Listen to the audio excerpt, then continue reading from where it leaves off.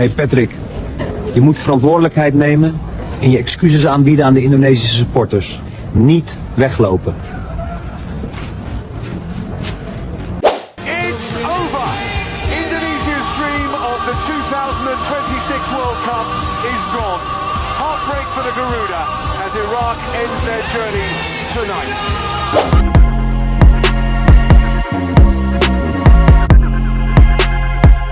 Gak ada, semuanya kembali ke Belanda. Itu nanti tergantung dari hasil rapat Exco. Ya, rapat Exco nanti akan menentukan apakah perlu memanggil Patrick atau tidak. Itu nanti di rapat Exco. Dus daarom moest ik hem in Amsterdam ophalen. Kon hem niet nee. Jurnalis asal Belanda merespon atas kegagalan Indonesia menembus Piala Dunia. Yang sebelumnya bahkan banyak media pengamat luar negeri memprediksi peluang Indonesia lolos ke Piala Dunia melalui ronde 4 sangatlah besar. Media tersebut menilai trio tim pelatih asal Belanda yang pimpin timnas Indonesia gagal total dengan hasil yang sangat memalukan. Pundit kenamaan asal Belanda, Valentijn Driessen, menyebut trio kepelatihan timnas Indonesia asal Belanda tersebut gagal total. Driessen menilai Patrick Kluivert, Alex Pastoor, dan Danny Lanzat gagal dalam mengangkat performa timnas Indonesia. Bahkan jurnalis yang menulis untuk Football Premier itu memprediksi para staf kepelatihan Belanda itu akan dipecat dengan stempel tidak layak menjadi pelatih dan sangat memalukan. Hal ini tak lepas dari dua kekalahan melawan Arab Saudi dan Irak. Media Belanda itu mengatakan bahwa jika pelatih itu serius, seharusnya Indonesia bisa menang melawan kedua lawannya. Namun sebaliknya, Indonesia justru kalah dari lawan yang notabene lebih lemah dari Indonesia. Media Belanda menilai, hampir di setiap lininya, pemain Indonesia dihuni segudang pemain potensial. Namun pelatih, seperti orang yang tidak serius merespon pertandingan yang sangat menentukan itu. Mereka benar-benar mempermainkan peluang Indonesia tampil di Piala Dunia. Meski Indonesia memiliki staf kepelatihan dari Belanda, pemain berkualitas yang melimpah, namun mereka tetap kalah dari Arab Saudi dan Irak, lawan yang notabene lebih lemah. Jika mereka bersungguh-sungguh, seharusnya Indonesia sudah lolos ke Piala Dunia. Namun sang pelatih justru mengacak-acak kekuatan utama skuad Indonesia dan berakhir menjadi kegagalan besar yang seharusnya tidak terjadi. Sebuah perjalanan tragis yang sangat memalukan. Itulah kutipan media Belanda tersebut. Media itu juga menulis, tak diragukan lagi, staf kepelatihan yang sebagian besar dari Belanda itu akan segera meninggalkan Jakarta dengan stempel tidak layak dan sangat memalukan. Itulah isi media Belanda tersebut. Lebih lanjutnya, media Belanda itu mendukung Indonesia agar memecat pelatih itu, seolah mereka mempermalukan Indonesia dan Belanda. Tidakkah dia mengerti begitu besar kecintaan rakyat Indonesia dengan sepak bola yang tinggal selangkah lagi akan tampil di Piala Dunia, yang tentu akan menjadi sejarah besar. Namun justru mereka hancurkan dalam sekejap. Mereka datang hanya untuk melumpuhkan kekuatan utama timnas Indonesia, sesuatu yang tak masuk akal dan sangat memalukan. Mereka membawa nama besar Belanda dan Indonesia, lalu mereka mempermalukan keduanya di hadapan dunia. Benar-benar sebuah bencana, sosok yang tidak layak disebut pelatih, tapi lebih tepatnya disebut sebagai penjahat internasional. Begitu kecewanya media Belanda tersebut, seolah Patrick Kluivert telah menghancurkan hubungan baik antara Indonesia dan Belanda dengan cara yang sangat memalukan. Tak hanya media Belanda, bahkan Menteri Luar Negeri Belanda David van Wiel juga sampai meminta maaf atas kegagalan Indonesia menuju Piala Dunia akibat buruknya kepemimpinan Patrick Kluivert. Hal itu dikhawatirkan dapat merusak hubungan baik antara Indonesia dan Belanda. David van Wiel sampai turun tangan mengucapkan permintaan maaf atas sesuatu hal yang tidak ia perbuat. Begitu tragisnya nasib Indonesia. Bahkan hampir semua media besar dunia menyorot peluang Indonesia yang tinggal selangkah lagi lolos ke Piala Dunia. Hampir semua media besar dunia memiliki pandangan jika Indonesia akan lolos langsung ke Piala Dunia melalui ronde 4. Namun, semua sirna dalam sekejap, dan itu semua akibat kepelatihan yang buruk. Mereka seolah datang hanya untuk menghancurkan impian ratusan juta rakyat Indonesia. Bahkan, mereka melakukan itu dengan cara yang tak masuk akal. Melemahkan tim sendiri, merombak pemain dengan strategi aneh di pertandingan yang sangat penting. Sosok yang seharusnya dipercaya mengemban tugas besar untuk membawa nama baik Belanda dan Indonesia di kancah dunia. Justru mereka hancurkan begitu saja dengan cara yang tragis yang sangatlah menyakitkan. Lantas, apa yang sebenarnya terjadi? Mengapa dunia begitu menyorot dan menjadikan berita ini sebagai berita dunia? Perjalanan timnas Indonesia menuju Piala Dunia yang justru berakhir sangat tragis, dan itu akibat kesalahan fatal satu orang. Lantas, sebesar apakah nama Indonesia di mata dunia? Mengapa banyak media dunia berharap dan menyorot peluang terbuka Indonesia menembus Piala Dunia, namun justru berakhir kegagalan? Dan seberapa dalamnya kah sakit yang dirasakan para pemain? Dengan modal segudang pemain berkualitas, namun impian ke Piala Dunia terkubur dengan cara yang tak masuk akal. Mari kita bahas lebih mendalam. We deserve to be here. We've worked so hard to be here. Now we are in this round and we have a beautiful opportunity to put our nation on the map. Don't forget who you're playing for. Think about who you play for your family, for your country, for your honor. Then we go out and we kill them today, okay? Okay.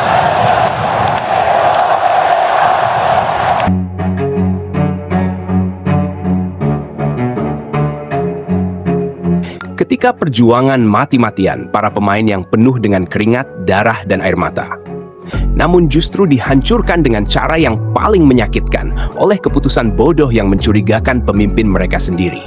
Para pemain mengutarakan isi hatinya. Mungkin ini adalah karir paling menyakitkan dalam hidup mereka.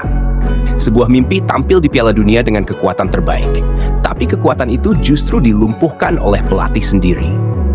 Impian itu seolah dikubur hidup-hidup, dan nampaknya sulit bisa datang kembali. Sepanjang karir semasa hidup para pemain, sebenarnya Piala Dunia 2026 inilah generasi keemasan para pemain terbaik Indonesia, yang seharusnya menjadi gerbang generasi pertama Indonesia mencatatkan sejarah menembus Piala Dunia untuk yang pertama kalinya. Saking sakitnya kegagalan yang tidak seharusnya terjadi ini, hingga kegagalan itu benar-benar membuat para pemain generasi emas saat ini terasa hatinya sedang disayat pisau oleh sosok yang justru berada di tubuh internal timnas Indonesia. Para pemain mengutarakan isi hatinya.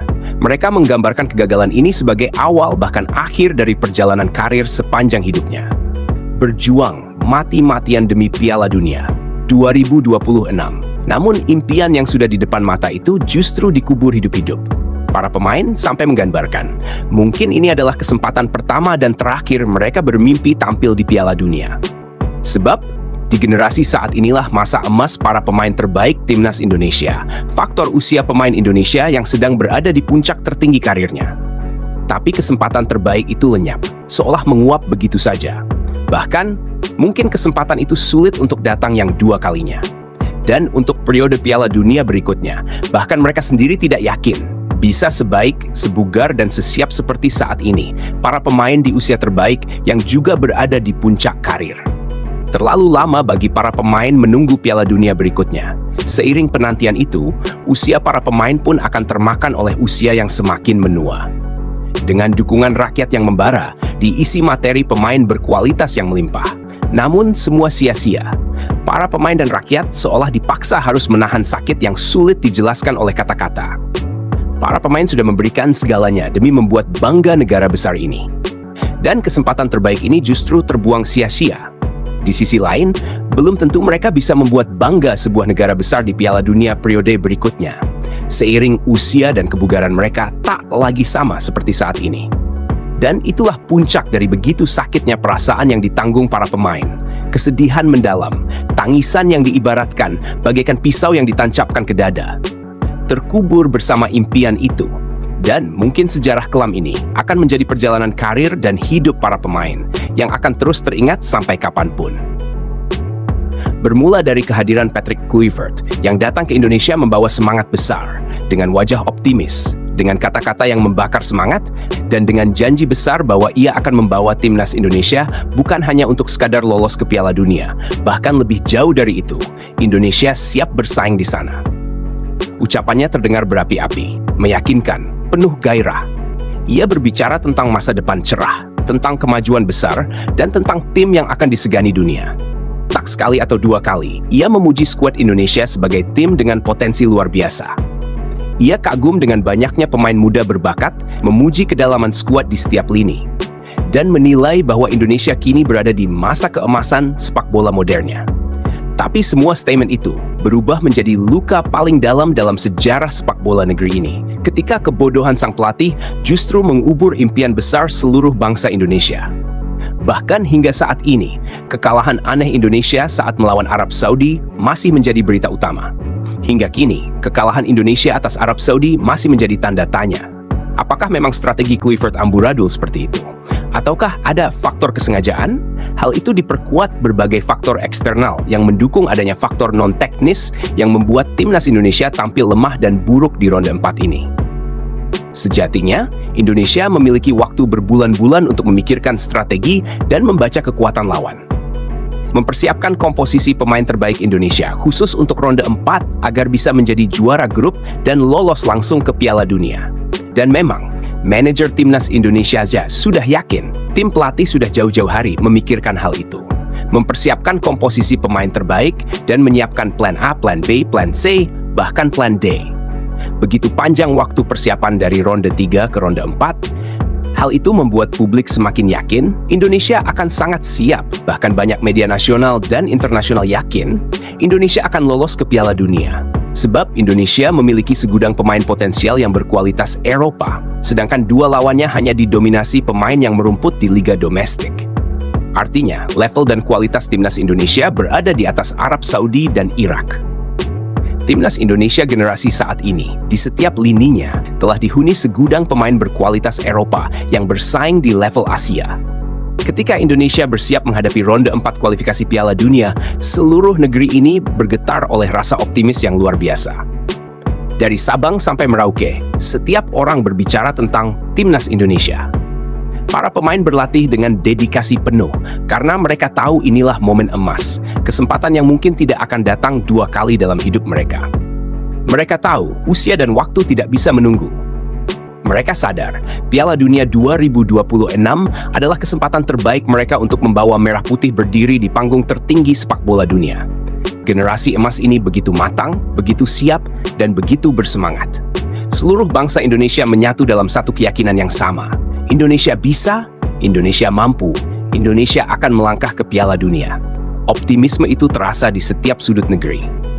Para pengamat bola yakin Indonesia akan melaju.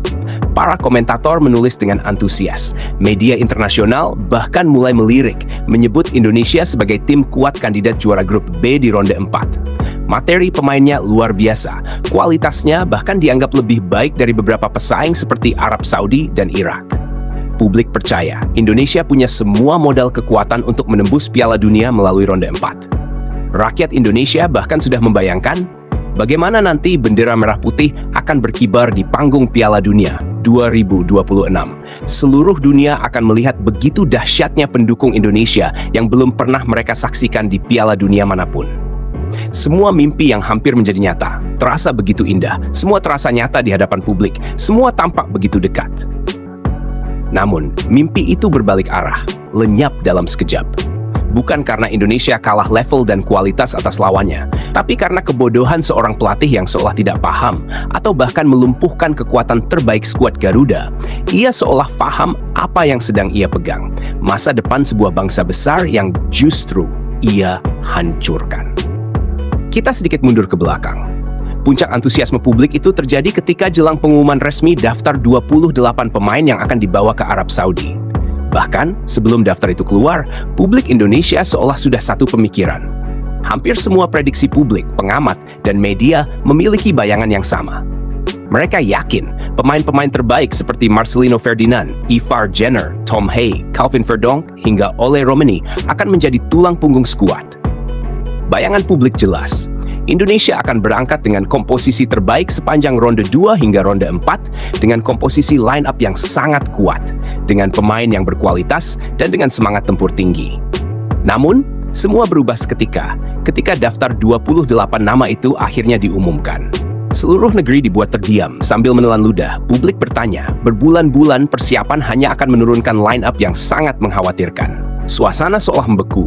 Kemarahan mulai terasa dan kekecewaan muncul di mana-mana. Nama Marcelino Ferdinand dan Ivar Jenner tidak dipanggil. Pemain yang seharusnya menjadi nyawa permainan Indonesia justru dikeluarkan. Sebagai gantinya, Kluivert memanggil pemain-pemain yang tidak masuk akal, yang bahkan pemain yang dipanggil tersebut sama sekali meragukan tampil di level tertinggi kualifikasi Piala Dunia, yang juga level dan kualitasnya tidak memiliki daya saing di level internasional. Apalagi dua laga ini menjadi penentu impian ratusan juta rakyat Indonesia. Keputusan yang benar-benar tidak masuk akal sehat bagi siapapun yang paham mekanisme dalam sepak bola. Media bola luar negeri, bahkan media besar Arab Saudi ikut kaget. Mereka menulis, Indonesia tidak membawa pemain paling berbahaya mereka. Mereka takjub. Bagaimana mungkin pelatih mengabaikan pemain seperti Marcelino Ferdinand yang dianggap sebagai ancaman utama bagi tim-tim lawan? Sebagai gantinya, Kluivert justru memasukkan nama-nama baru yang belum teruji di level tinggi, dan beberapa di antaranya bahkan belum memiliki pengalaman di laga besar. Saat itu, semua orang tahu, ada yang tidak beres dengan keputusan ini. Tapi publik tetap mencoba berpikir positif. Mereka berharap pelatih punya strategi besar. Mereka berharap Kluivert tahu apa yang ia lakukan. Tapi di lubuk hati terdalam, perasaan cemas mulai tumbuh, dan keyakinan mulai rapuh. Dan tibalah hari besar itu. Pertandingan pertama Indonesia di ronde 4 melawan Arab Saudi. Sebuah laga yang dianggap sebagai gerbang menuju impian besar. Semua orang menanti dengan penuh semangat. Semua yakin bahwa Indonesia bisa mengalahkan Arab Saudi. Berdasarkan kekuatan di atas kertas, Indonesia seharusnya bisa menang. Para pengamat, media, dan bahkan rakyat biasa memprediksi line-up yang hampir sama. Semua sepakat bahwa tim terbaik Indonesia akan diturunkan di laga ini. Tapi yang terjadi kemudian benar-benar di luar dugaan. Saat daftar line-up diumumkan, publik seolah disambar petir di siang bolong. Nama-nama utama yang diharapkan justru tidak dimainkan. Posisi pemain diacak-acak. Pemain yang tidak biasa bermain di posisi tertentu justru dipaksa bermain di sana. Formasi berubah total tanpa alasan logis. Semua menjadi kacau sejak menit pertama pertandingan dimulai. Hasilnya fatal. Indonesia tampil tanpa arah, tanpa organisasi permainan. Umpan-umpan tidak terkoordinasi, kerjasama antar lini kacau, dan permainan tim benar-benar tidak punya bentuk. Arab Saudi dengan mudah menguasai pertandingan. Skor akhir memang 3-2, tapi siapapun yang menonton tahu bahwa itu pertandingan sepihak. Arab Saudi membuat Indonesia seperti tim latihan. Dan yang paling menyakitkan, semua itu bukan karena Indonesia kalah kualitas, tetapi karena kebodohan Patrick Kluivert yang menempatkan pemain di posisi yang salah, mencoret pemain terbaik, dan membuang kekuatan utama tim. Kekalahan ini adalah buah dari keputusan bodoh sang pelatih sendiri. Laga kedua melawan Irak seolah mengulang bencana yang sama. Lagi-lagi, Kluivert membuat keputusan yang sulit diterima logika. Pemain berkualitas seperti Justin Hubner tak dimasukkan.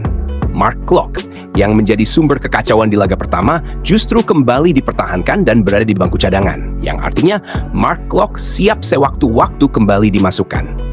Padahal seluruh publik tahu, posisi lini tengah menjadi kunci, dan di sanalah Ivar Jenner seharusnya berada.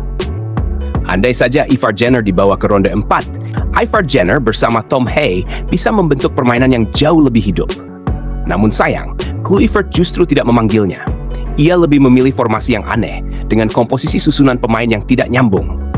Indonesia sebenarnya bermain lebih baik melawan Irak, bahkan Indonesia menguasai jalannya permainan. Namun hasil akhirnya tetap pahit. Indonesia kalah 1-0, kehilangan poin, dan harapan runtuh dalam sekejap. 2 laga, 2 kekalahan, 0 poin. Indonesia tersingkir dengan cara yang paling menyakitkan paling awal di ronde 4 kualifikasi Piala Dunia. Dan semua itu bukan karena Indonesia kalah level, tapi karena keputusan bodoh yang sangat mencurigakan satu orang. Tragedi ini bukan sekadar soal kalah dan tersingkir. Ini soal betapa satu keputusan keliru bisa menghancurkan kerja keras bertahun-tahun. Andai Indonesia kalah karena kualitas yang memang kalah jauh dari lawan, mungkin publik akan lebih legowo. Tapi faktanya, Indonesia punya skuad dengan kualitas yang setara, bahkan lebih baik. Indonesia punya generasi emas, punya pemain berpengalaman Eropa, punya semangat luar biasa. Tapi semua itu sia-sia karena pelatih tak mampu membaca kekuatan timnya sendiri. Patrick Kluivert benar-benar menghancurkan sistem yang telah dibangun rapi selama 2 tahun terakhir. Ia memecah chemistry yang sudah terbentuk, merusak formasi yang sudah solid, dan menggantinya dengan eksperimen yang konyol di saat terpenting dalam sejarah sepak bola Indonesia. Andai Patrick Kluivert sedikit saja memakai otaknya dalam pemilihan pemain, dan lebih peka dalam membaca kekuatan dan situasi di lapangan, mungkin penampilan timnas Indonesia tidak seburuk ini. Indonesia seharusnya bisa bersaing di ronde 4. Pemain seperti Marcelino Ferdinand dan Ivar Jenner seharusnya berada di skuad itu. Keduanya adalah otak permainan dan roh semangat tim. Mereka membawa semangat muda dengan modal kualitas yang bisa meningkatkan moral para pemain. Bayangkan kombinasi Ivar Jenner dan Tom Haye di tengah, dengan Marcelino Ferdinand dan Miliano Jono Jonathan di sisi sayap, ditopang oleh Ole Romeni di depan. Komposisi itu sudah terbukti solid, kreatif, dan berbahaya. Dengan susunan itu, Indonesia bisa menakuti lawan. Tapi sayang, Kluivert justru membuang semua peluang itu. Ia menyingkirkan pemain terbaik, menggantinya dengan pemain baru yang belum teruji, lalu mengacak posisi pemain hingga kekuatan tim lenyap. Dan hasilnya pun tragis. 2 laga penting, 2 kekalahan menyakitkan, dan 0 poin. Patrick Kluivert kini tercatat sebagai salah satu pelatih terburuk dalam sejarah sepak bola Indonesia. Ia bukan hanya gagal membawa kemajuan, tapi juga menghancurkan harapan yang sudah dibangun dengan darah dan air mata. Ia mengubur mimpi 280 juta rakyat Indonesia dengan kebodohan keputusan-keputusan yang tidak bisa dimaafkan. Ia seperti nahkoda kapal besar yang sudah punya peta, kompas, dan awak kapal terbaik, tapi justru menabrakkan kapalnya ke karang karena kebodohan sendiri. Dan akhirnya, kapal itu tenggelam bersama seluruh penumpangnya. Begitulah Indonesia di bawah kepemimpinan Kluivert, tenggelam karena kebodohan satu orang. Tragedi ini menyisakan luka mendalam, terutama bagi para pemain. Mereka yang sudah berjuang dengan sepenuh jiwa, kini hanya bisa menangis. Mereka sudah memberikan segalanya, waktu, tenaga, dedikasi, bahkan kehidupan pribadi mereka, hanya untuk melihat merah putih berkibar di panggung dunia. Tapi mimpi itu hancur. Kelvin Verdong, salah satu pemain paling tangguh dan berjiwa kesatria, bahkan tak kuasa menahan air mata. Dalam pernyataannya, dengan suara bergetar ia berkata, "Mimpi itu kini sudah berakhir. Akhir dari impian ini sangatlah menyakitkan dan sulit dilupakan. Kami harus kembali berjuang di Piala Asia. Tapi yang ini sangatlah menyakitkan. Terlalu lama bagi kami untuk menggapainya kembali." Kata-kata itu menembus jantung. Ia berbicara bukan hanya untuk dirinya, tapi untuk seluruh rekan setimnya yang menunduk diam menahan air mata di ruang ganti. Mereka tahu, kesempatan itu tidak akan datang 2 kali. Piala Dunia berikutnya baru akan datang di tahun 2030. Saat itu, sebagian besar pemain generasi emas ini sudah berusia di atas 30 tahun. Mereka tidak akan sekuat, sesegar, dan secepat sekarang. Fisik mereka tak lagi sama, stamina menurun, dan energi muda yang kini membara tidak akan terulang lagi. Itulah mengapa kegagalan kali ini begitu menyakitkan. Karena mereka tahu, ini bukan sekadar kekalahan biasa. Ini adalah akhir dari kesempatan terbaik dalam hidup mereka. Kesempatan emas yang seharusnya membawa Indonesia ke panggung dunia justru dihancurkan oleh kebodohan seorang pelatih yang tidak mengerti apa arti perjuangan bagi bangsa ini. Dan kini, seluruh bangsa Indonesia hanya bisa menatap kosong ke depan, memandang sisa-sisa harapan yang telah terkubur. Para pemain menangis, publik marah, dan sejarah mencatat hari ini sebagai hari kelam sepak bola Indonesia. Karena inilah kisah tentang sebuah negara besar yang tinggal selangkah lagi menuju Piala Dunia. Namun, langkah itu justru dipatahkan oleh kebodohan satu orang. Seorang pelatih yang datang dengan janji kemajuan, tapi pergi meninggalkan kehancuran. Dan itulah kisah tragis kita.